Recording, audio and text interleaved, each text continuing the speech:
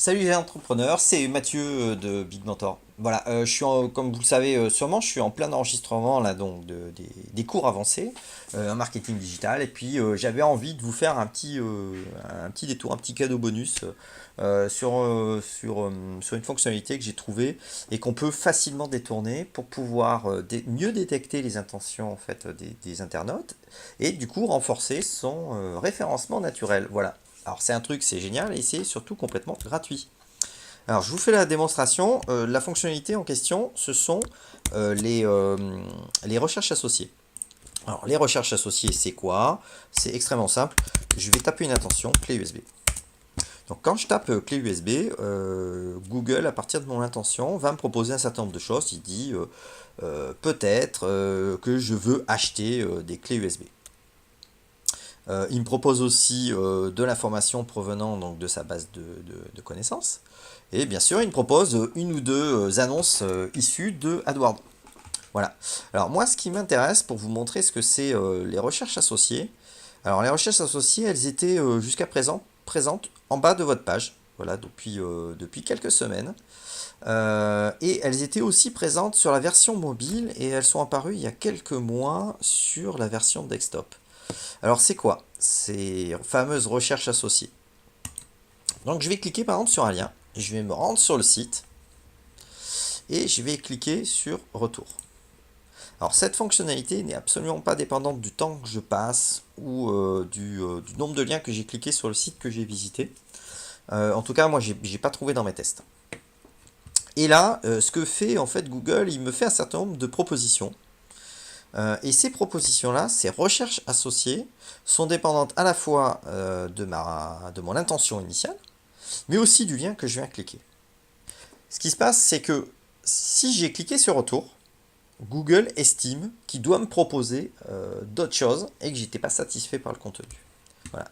Et là, en l'occurrence, il m'a proposé clé USB Amazon, Boulanger, Auchan, qui sont donc des concurrents d'Amazon, ce sujet-là, et clé USB 128 Go. Voilà.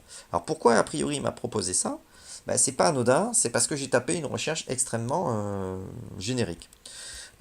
Si j'affine un peu ma recherche, j'en sais rien, je vais taper par exemple clé USB 3. Voilà. Donc là c'est pareil, il me propose de manière automatique donc tout un tas de choses hein, dans les résultats de recherche, du Google Shopping, des annonces, enfin voilà, des choses un peu habituelles. Donc je te retourne dans les résultats organiques. Hein. Alors si vous avez suivi les cours, vous savez que les résultats organiques, donc ce sont les résultats gratuits liés au référencement naturel. Et je vais cliquer par exemple sur clé USB 3 voilà, de chez Boulanger. Donc si je regarde bien, il me propose plein de clés, plein de tailles, plein de prix, plein de marques différentes. Voilà. Et je fais la même chose, je reviens. Là aussi, il me propose, et si vous regardez bien, les recherches associées sont beaucoup plus pointues. Notamment, il m'a proposé clé USB 3, 32 Go, 128 Go, 64 Go, donc il me propose des tailles. Donc ce qu'il faut comprendre de ces recherches associées, c'est que c'est une mine d'or pour détecter les intentions et pour pour comprendre les relations qu'elles ont avec ce qu'on a fait.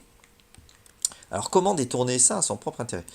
Là, actuellement, je travaille sur un site qui parle de livres d'occasion. Rares. Voilà. Et la fonctionnalité est très simple, c'est qu'on va reproduire la mécanique que je vous ai montrée sur un certain nombre de concurrents qui sont placés. Alors, j'en sais rien, par exemple, alors je vous prends au hasard, hein, mais admettons, Livre Rare, Book est mon concurrent, donc je vais cliquer dessus. Et je vais donc signifier comme quoi je ne suis pas satisfait en revenant en arrière. Voilà. Et là, il va me faire un certain nombre de propositions. Moi, ce que je détecte tout de suite, c'est que il me fait deux propositions de recherche associées assez intéressantes qui sont achat de livres anciens d'occasion et livres épuisés bouquinistes. Donc ce que vous pourriez éventuellement faire, c'est renforcer sur les pages sur lesquelles vous pensiez arriver, atterrir, en vous positionnant sur ces termes exacts dans l'espoir de vous rapprocher, voire de dépasser si Google considère que le contenu que vous avez donné est bien plus performant.